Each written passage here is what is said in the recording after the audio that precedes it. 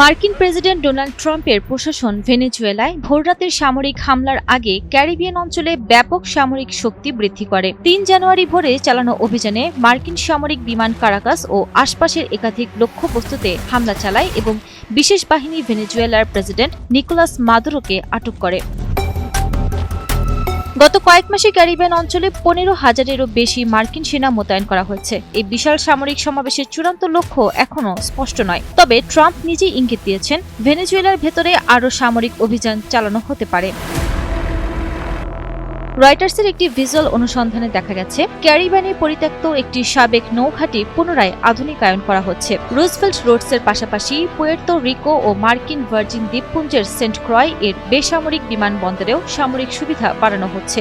এই দুই মার্কিন ভূখণ্ড ভেনেজুয়েলা থেকে প্রায় ৫০০ মাইল দূরে অবস্থিত।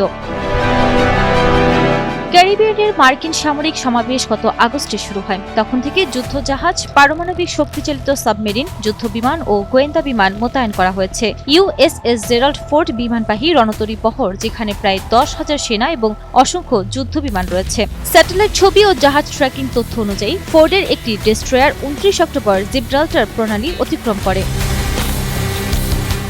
মার্কিন কর্মকর্তাদের তথ্য অনুযায়ী গত আগস্ট থেকে ট্রাম্প প্রশাসন অন্তত ১৩টি যুদ্ধজাহাজ, ৫টি সহায়ক জাহাজ এবং একটি পারমাণবিক সাবমেরিন ক্যারিবিয়ান অঞ্চলে মোতায়েন করেছে। এর মধ্যে রয়েছে বিশ্বের সবচেয়ে বড় যুদ্ধজাহাজ জেরাল্ড ফোর্ড বিমানবাহী রণতরী। বর্তমানে অন্তত ৮টি যুদ্ধজাহাজ ও সহায়ক জাহাজ এখনও ওই অঞ্চলে অবস্থান করছে।